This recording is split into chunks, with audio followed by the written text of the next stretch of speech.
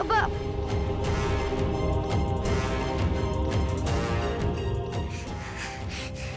आई बाबा मला वाचवा कोणतरी वाचवा मला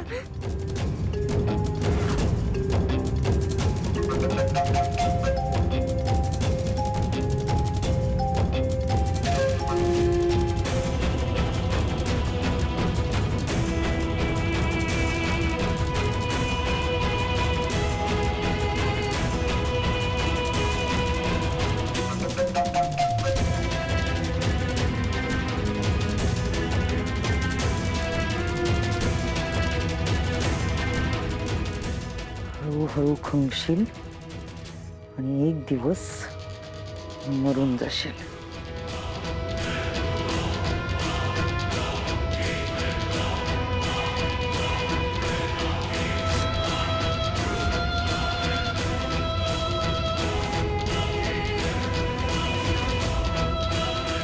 वेदा वेदा वेदा उठ. वेदा मीरा वेदा काय झालं? माझ्याकडे बघ एकदा वेदा. काय केलंस तू? माझ्या मुलीला काय केलंस तू? बोल बोल.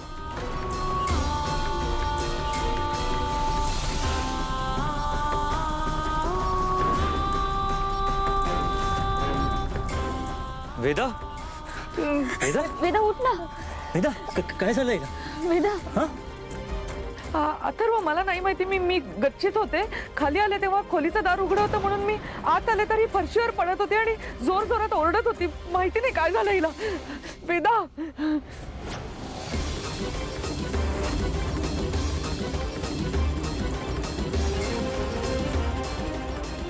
हिला हॉस्पिटलला घेऊन जायला हवं. वेदा वेदा उठ. मला कोणतरी वाचवा आई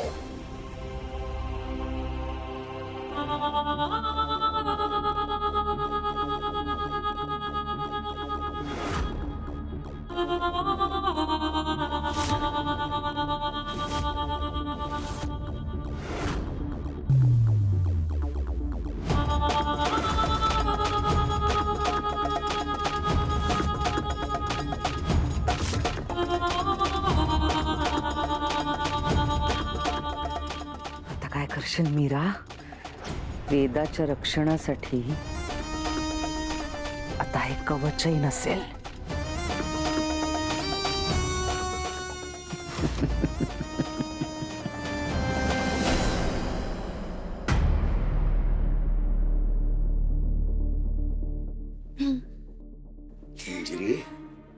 मंजिरी सावर स्वतःला. कसं सावरू दादासाहेब? तुम्ही वेदाची अवस्था पाहिलीत ना. नशीब मी तिच्या खोलीत गेले. माझं लक्ष गेलं. नाही तर काय झालं असतं कोणास ठाऊक. मला कळतच नाहीये काय झालं. तिने काही वेडवाकडं खाल्लं असेल का? हा दादासाहेब कसला अघोरी प्रकार वगैरे. मंजिरी अगं काय विचार करतेस तू? हे बघा मला तसे विचार नाही करायचे पण मनात तसेच विचार येत आहेत. तो शिवनाथ घरी येऊन गेल्यापासून मीराचंही घरात नीट लक्ष नाहीये. वेदा तर असून नसल्यासारखी आहे. तिच्यासाठी दुर्लक्ष होतंय तिच्याकडे. मंजिरी तू उगाचच का अंदाज बांधतेस? मला कळतंय तू वेदाच्या काळजीपोटीच हे सगळं करतेस पण डॉक्टर काय म्हणाले तू ऐकलंस ना? आज रात्री ते सगळ्या टेस्ट करतील. उद्या सकाळी रिपोर्ट्स येतील. वेदा घरी येईल उद्या. आणि अथर्व आणि मीरा आहेत ना तिकडे. नको इतकी काळजी करूस मंजिरी. होईल सगळं नीट. काळजी मी नाही तुम्ही करा आता. डॉक्टर येऊ दे नाही तर डॉक्टरचा बाप मृत्यू वेदाला चिकटलाय. तो वेदाला घेऊन जाणारच.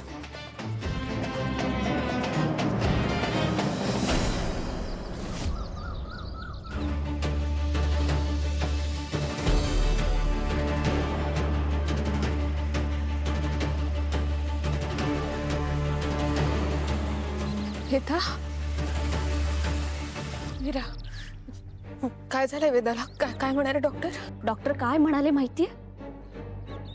इतक्या लहान मुलीचं बीपी असं अचानक शूट होऊच शकत नाही. डॉक्टरांनाही कळत नाहीये की वेदाला काय झालंय. असं असं कसं कळत नाहीये त्यांना? सगळ्या टेस्ट केल्या आहेत ना? सगळ्या टेस्ट केल्यात ताई, पण काहीच निदान होत नाहीये. काय म्हणायचंय तुला नक्की? जेव्हा डॉक्टरांनाही काही गोष्टी कळत नाही तेव्हा कोणालाही कळेल. हा प्रकार वेगळा आहे.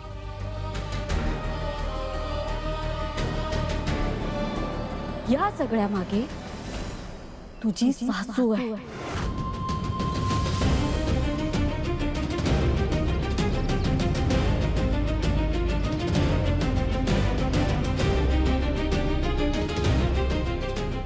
तुझं कसं झालंय माहितीये मीरा? पायाला ठेच जरी लागली ना तरी तू त्यांचंच नाव घेशील. मी उगाच बोलत नाहीये ताई. आम्ही दोघं जेव्हा रूम मधून बाहेर गेलो तेव्हा वेदा नॉर्मल होती, पण जेव्हा मी परत आले तेव्हा वेदा खाली पडली होती, तडफडत होती, तिला खूप त्रास होत होता. आणि तेव्हा ती बाई तिथेच होती. हो पण त्यांनी सांगितलं होतं ना वेदाला आधीच त्रास होत होता म्हणून. काल रात्री आग का लागली आणि आग लागली तेव्हा आईसाहेब तिथे नव्हत्या. खोलीत वेदा एकटी असताना आईसाहेब तिथे का गेल्या? राहू दे ताई, तू काही बोलू नकोस आणि काही करूही नको. जे करायचंय ते आता मी करेन.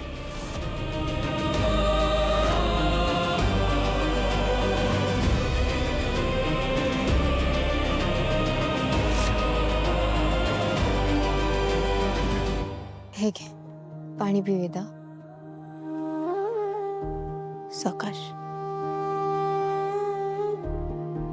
काही खायचंय? भूक लागली तुला नक्की?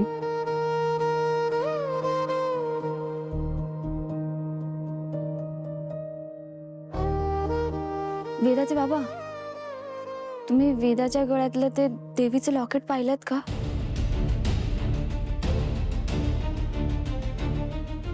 का सापडत नाहीये? हो, सापडतच नाहीये. ठीक आहे, आपण दुसरं करून घेऊ.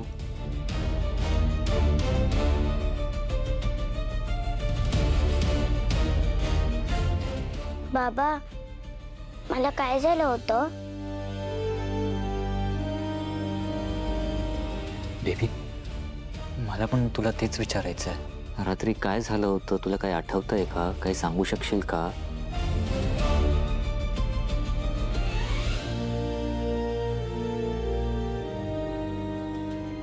बाबा, मला काहीच आठवत नाहीये.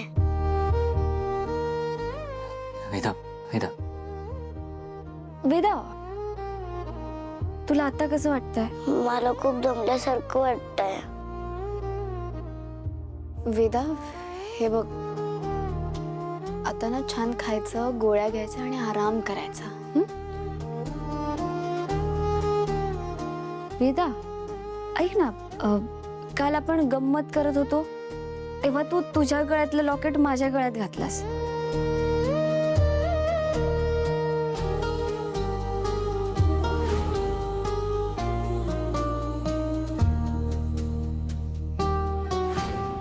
आणि मग मी आणि बाबा निघून गेलो. त्यानंतर काय झालं वेदा?